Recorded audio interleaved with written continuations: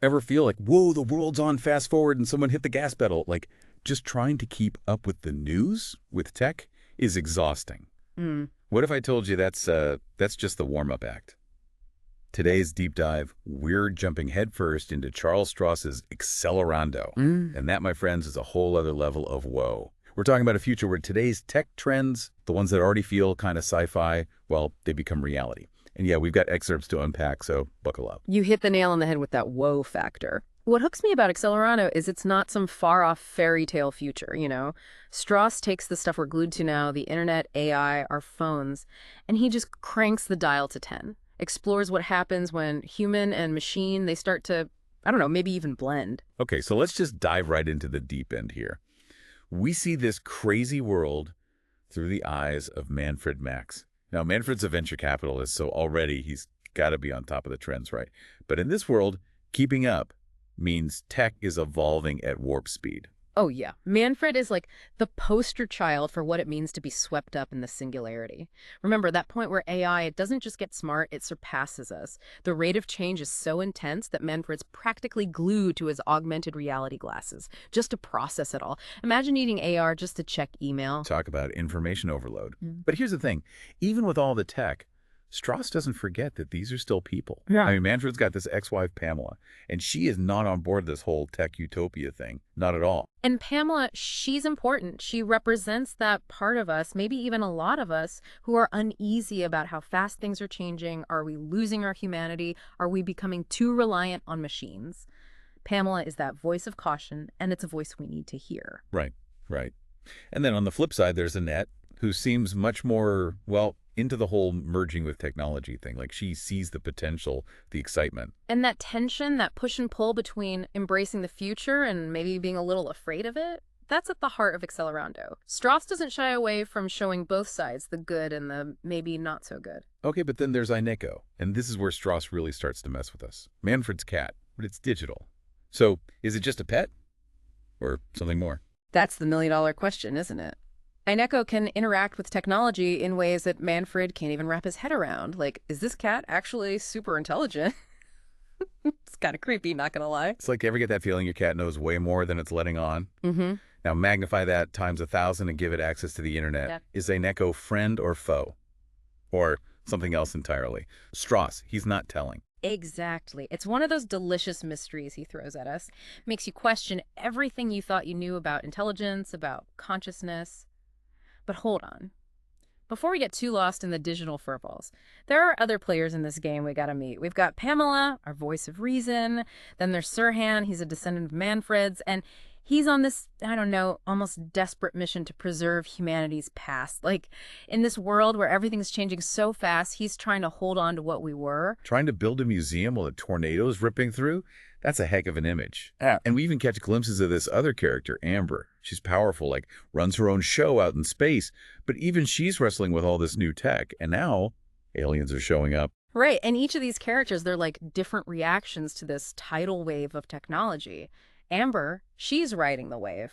Pamela's trying to build a wall, and Sirhan, he's trying to grab onto something solid before it all gets swept away. It's like holding up a mirror to how we deal with change now. Only Strauss put that mirror in a funhouse. Yeah. Okay, so we've got our players. Now let's talk about the game changer, the thing that's turning everything upside down, the technological singularity. Here's the thing about the singularity. A lot of people, they think of it as this event, right? Like a switch flips and boom, everything's different. But Strauss, he gets that it's more like, well, imagine an avalanche. It's not just one thing. It's a buildup, faster and faster until everything's in motion. And this avalanche, it leads to some seriously mind-blowing stuff. I mean, we're talking AI designing its own upgrades, implants that make your phone look like a brick, even the ability to, like, rewrite reality. It's like the laws of physics took a vacation and things we thought were impossible, well, they're not anymore. And in this crazy new world, that's where we meet the vile offspring. And trust me, that name is not an exaggeration. Yeah, these guys do not sound like they're here to help us bake cookies. What are they exactly? Like evil robot overlords, digital ghosts. Give me the lowdown. They're not robots, not ghosts, at least not how we think of them.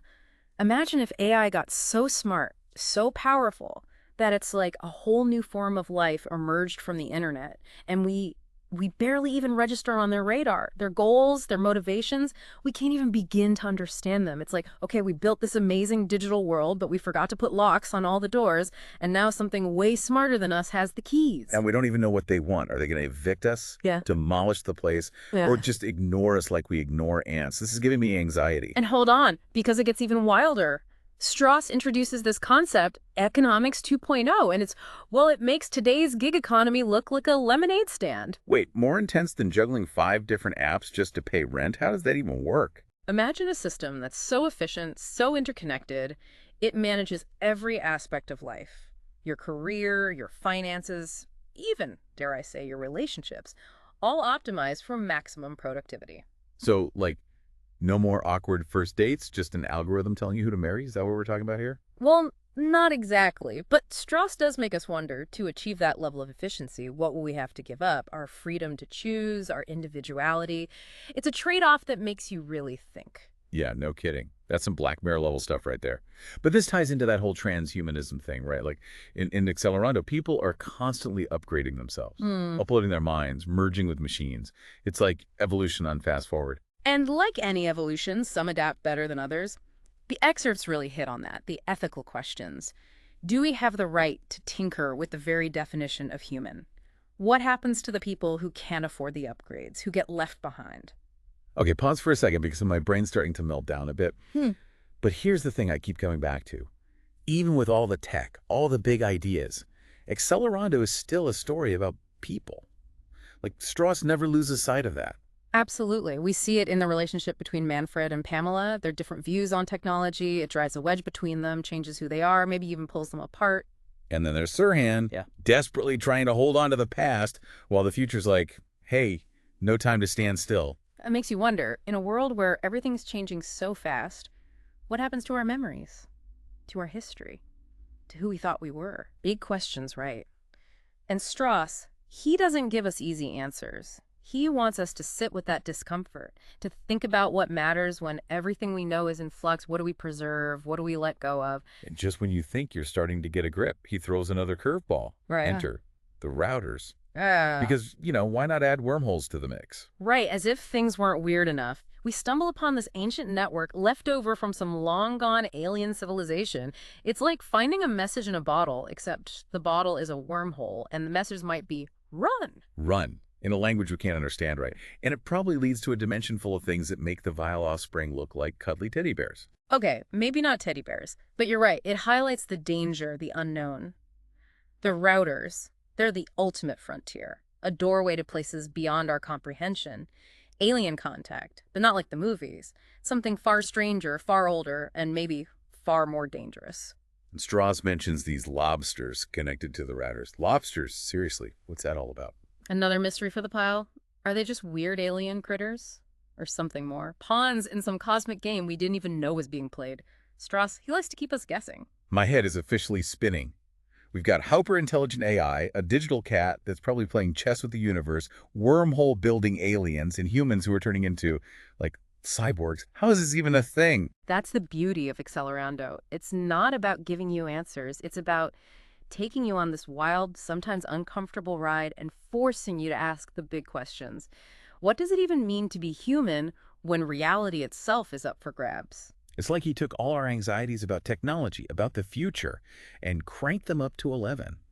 But there's something strangely exciting about it too, isn't there? Definitely, because even though it's scary, even though it's overwhelming, Accelerando reminds us that the future isn't set in stone. It's something we create, we shape with our choices, with our actions. It's like he looked at all the crazy headlines and said, hold my beer, watch this. He definitely pushes the boundaries, doesn't he? But there's always this intelligence, this sharp wit that keeps you glued to the page, even when things get really weird. Weird is putting it mildly.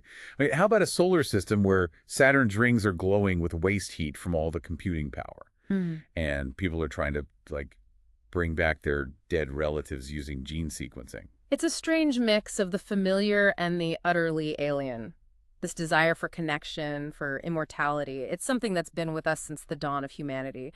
But in Accelerando, those desires are played out against this backdrop of mind-boggling technological advancement. Right, like we're still driven by the same basic needs, but the tools we have to address those needs Well, they're straight out of a fever dream. It makes you wonder, doesn't it? Are we in control of these tools, or are they shaping us in ways we don't even realize? And speaking of shaping things, let's talk about Amber for a second. Mm-hmm. She started out as this powerful figure, ruling over her own little corner of space. But even she's not immune to the chaos, right? No one gets a free pass in Stross's world. She's dealing with lawsuits, environmental protests. It's like, imagine running a tech startup, but the stakes of the future of a whole planet. And then there's Manfred. Dude goes off the grid for a while. Next thing you know, centuries have passed and he's back. But he's, well, let's just say he's not the same Manfred we used to know. It really throws into question what it means to have an identity in a world where consciousness can be copied, transferred, maybe even reincarnated. Right, like if you can upload your mind, make backups, what does it even mean to be you? It's enough to make your head spin. Yeah. And just when you think you've wrapped your head around all that, there's the vile offspring, still lurking, still doing their inscrutable thing. And remember those simulations they were creating? The ones of dead people? Well, things get a bit creepy when they start sending them to Saturn. Wait, what? Why Saturn? Are they setting up some kind of digital afterlife theme park? Your guess is as good as mine. It's like they're fascinated by us, by our history, by our mortality. Or maybe, just maybe, they're just messing with us. Okay, now I'm imagining them watching us like we watch ants. Just seeing what we'll do. Not a comforting thought. And through all of this, you have Sirhan still clinging to his mission of preserving the past, trying to hold on to something real, something human, in a world that's increasingly defined by the digital. It makes you think about what we'll choose to save when the world's changing so fast. What stories will we tell? What memories will we hold on to? It's about more than just preserving artifacts, isn't it? It's about preserving who we are, where we came from, and maybe, just maybe, those memories, those stories, they'll help us navigate whatever crazy future is coming next. And speaking of crazy, what about Aineko? That digital cat is like a furry enigma wrapped in a technological riddle. There's something about that cat, I don't know. Right. Aineko's always there, observing, interacting, but never fully revealing its hand. It's like Stross is saying, hey, even in a world dominated by technology, there are still mysteries, still forces beyond our understanding. Like, we can invent AI and wormholes, but a cat's brain, that's still uncharted territory. Exactly. Accelerando, it throws a lot at us. Technology, philosophy, aliens, but at its core, it's a story about what it means to be human in a world that's constantly changing, constantly challenging our perceptions of reality. And maybe, just maybe, it's a reminder that even in the face of all that change, even when the world feels like it's spinning out of control, we still have a choice. A choice in how we react, how we adapt, and most importantly, how we choose to define ourselves. So the next time you find yourself feeling overwhelmed by the pace of change, remember Accelerando. Remember Manfred, Pamela, Sirhan, Amber. Remember Aineko. Their struggles, their triumphs, their humanity. It might just give you a new perspective on the road ahead. And remember that road, that future, it's not predetermined. It's something we're all creating together, one step at a time. Well, that's all the time we have for today's deep dive. We hope you enjoyed this exploration of Charles Stross's Accelerando. Until next time, keep looking up, keep asking questions, and keep exploring the ever-evolving world around us.